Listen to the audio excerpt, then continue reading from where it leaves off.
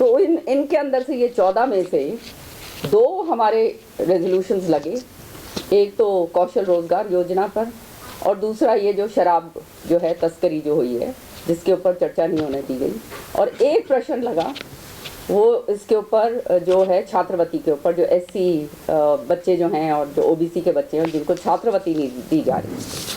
तो आप समझ सकते हो कि किस तरह से जो है विधानसभा के अंदर काम हो रहा है। और जो कल हुआ है ये मैं समझती हूँ बहुत ही अनप्रेसिडेंटेड हुआ है, जो विधानसभा में कि एडमिट कर लिया गया है कॉलिंग अटेंशन मोशन, उसका रिप्लाई जो है हमारे टैब्स के ऊपर पूरा आ गया है। अभय सिंह चौटाला जी ने पहले दिया था तो उनको पढ़ना था और उसके बाद प्रश्न मैंने पूछने थे, मेरा भी उसके अंदर पूरी तरह से सम्मिलित था, लेकिन खड़े होके ये कह दिया जाता है कि सब जुडिस है। सच्चाई ये है कि इसी सदन के अंदर SYL का मुद्दा जो है वो भी बहुत बारी सब जुडिस रहा है, लेकिन जो है उसके ऊपर भी चर्चा होती है क्योंकि सदन जो है, जो लेजिस्लेटिव बिजनेस के लिए जो सदन बना है वो इसलिए बना है कि हम जो है अपनी बात रख सकें, सरकार से पूछ सकें कि ये क्या हो रहा है। ये लगाने का मकसद क्या था कि आपने देखा कि 2020 के अंदर जब लॉकडाउन था, पूरा देश जो है कोविड की चपेट के अंदर था, उस समय जो है इतना ज़बरदस्त जो है ये तस्करी हुई थी शराब की, और SIT कही गई, फिर SIT SET बना दिया गया, उसका क्या खाना पूर्ति हुई क्या नहीं हुई वो सबके सामने। अब जो है लेटेस्ट नवंबर और दिसंबर के अंदर ये जो है 7 लाख पेटियां शराब की पकड़ी जाती हैं तस्करी, और ये तो टिप ऑफ द आइसबर्ग है, जैसे मैं अभी पहले कह रही थी, ये तो पूरी तरह से टिप ऑफ द आइसबर्ग है। पूरा माफिया रिलेटेड ये जो है सिस्टम है। इतना ज़बरदस्त चपत जो है राजस्व का जो है हरियाणा सरकार को लग रही है। अब राजस्व को चपत जब लगती है तो उसका नुकसान क्या होता है? नुकसान ये है कि जो डेवलपमेंट वर्क्स एक्साइज के ज़रिए जो है सबसे ज़्यादा राजस्व आता है। मैं भी जब एक्साइज मिनिस्टर थी तो हमारा काम होता था टैक्स कलेक्शन, एंड इनके ज़रिए जो टैक्स कलेक्शन होता है आप सेस बनाते हैं, अलग अलग आप काम करते हैं, और वो जो है फिर वो पैसा जो है वो डेवलपमेंट के काम के लिए लगा करता है। लेकिन जिस तरह से कल विधानसभा के अंदर मैं एक कहती हूँ एक ब्लैक चैप्टर ऐड हुआ है कि पूरी तरह से उसको नकार दिया गया, उसको ये कहा गया कि ये सब जुडिस है, इसके अंदर चर्चा नहीं होगी। और जब सच्चाई ये है कि हम तो केवल पूछना चाहते थे, मंत्री ना जवाब दे, उसने जवाब तो सदन पटल पे रख ही दिया था कि ये जो है क्यों हो रहा है, ये बार बार क्यों हो रहा है और इसके ऊपर सरकार क्या कर रही है। अब आप देखिए हॉलोग्राम्स जो हैं इनको लगाने चाहिए हर एक बोतल के ऊपर, और वो हॉलोग्राम्स ऐसे होने चाहिए जिसको काउंटरफीट ना कर पाएँ। अगर जो है सरकार की नीयत साफ होती है तो ये सारा कार्रवाई करनी चाहिए।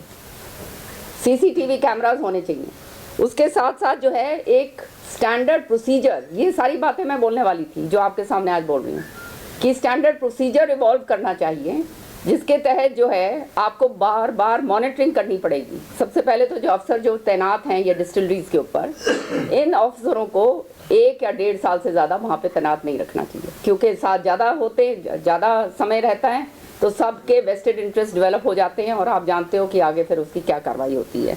और साथ के साथ जैसे इनकी फ़ोन्स का जो है एक कमेटी बना दी जाए, इनकी मॉनिटरिंग करी जाए कि जो जिसका जो क्या प्रॉपर्टी उसकी कितने उसमें इजाफा हो रहा है उसका या उसके उसमें, इसमें कोई वो नहीं होता। सरकार जब ये ऐसा अगर ज़ीरो टॉलरेंस की पॉलिसी अपना ले तो निश्चित तौर पर ये करना कोई मुश्किल काम बिल्कुल नहीं, सच्चाई है। तो ये सारी बातें हमने सदन पटल पे रखनी थी। इथेनॉल जो है ENA जिसको कहते हैं, उसके अंदर अगर अल्कोहल कंटेंट जो है उसका जो अल्कोहल कॉन्सेंट्रेशन अगर 95% से ज़्यादा एक्सीड हो जाता है तो फिर आप जानते हो कि हुच की ट्रेजेडीज़ होती हैं। ये सारा ये जो जहरीली शराब का जो नतीजा है, जो अभी 26 मरे हैं, वो सारा का सारा उसके अंदर होता है। तो ये इथेनॉल के ऊपर भी पिछली बार भी मैंने कहा था कि इसका बॉटलिंग, इसकी स्टोरेज, इसकी ट्रांसपोर्टेशन, इसका भी एक पूरा प्रोसीजर इवॉल्व करना चाहिए और वो बहुत स्ट्रिंजेंट प्रोटोकॉल बनाना चाहिए जिसके ज़रिए ये इसके ऊपर जो है कार्रवाई करी जा सके। लेकिन आज तक इसके ऊपर भी कोई कार्रवाई नहीं करी गई है, जिसका नतीजा हमारे सामने है पूरी तरह से। अब जो है L1 और L13 कि जो डिस्टिलरी जो ये हैं ठेके हैं, इनकी जो है फोरेंसिक ऑडिट हमारे को करनी होगी। अगर हम फोरेंसिक ऑडिट नहीं करेंगे और किसी और इंडिपेंडेंट एजेंसी से नहीं करवाएंगे तो ये जो है ये स्टॉकिंग कहाँ से हो रही है, कौन सी डिस्टिलरी से हो रही है, कौन सी ऐसी डिस्टिलरीज हैं जो भाग ले रही हैं इसके अंदर पूरा तस्करी के अंदर, क्योंकि ये मिली भगत के बिना तो जो है इस तरह से निकल नहीं सकता है। और ये जो इतना राजस्व को जो चपत मिल रही है ये संभव ही नहीं है जब तक मिली भगत जो है प्रशासन की और इनके साथ ना हो। तो ये सारे के सारी चीज़ें जो हैं ये करनी चाहिए और हमने डिमांड करनी थी कि भाई सीबीआई की एक प्रोब हो, पर आपने सबने देखा कि जिसको एडमिट करा गया है, कॉल एंड शक्दर को इन्वोक करा गया। कॉल एंड शक्दर जो है that is a book on practices of parliamentary procedure, but हमारे जो रूल बुक है उसके अंदर कहीं भी ऐसा नहीं है कि एक बारी एडमिट होने के बाद जो है उसको सब जुडिस करके बोल दिया जाए। और सब जुडिस भी मैंने बार बार खड़े होकर पूछा कि व्हाट इज़ सब जुडिस, कौन सा केस है, क्योंकि हमारे को जो पता चला है जो अभी ये दिसंबर के अंदर नवंबर में हुआ है कि इसको जो है छोटी मछलियों को पकड़ पकड़ के इधर उधर रफा दफा करा जा रहा है। एफआईआर तक जो है मुझे जो इतला मिली है वो अभी तक नहीं हुई। तो किस तरह से सब जुडिस है ये? एक मैटर के अंदर 4 मैटर हो सकते हैं, अलग अलग किस्म के जो सब जुडिस हो सकते हैं। पूरा इतना बड़ा वाइड एम्बिट तो नहीं है कि सारा सब जुडिस हो गया।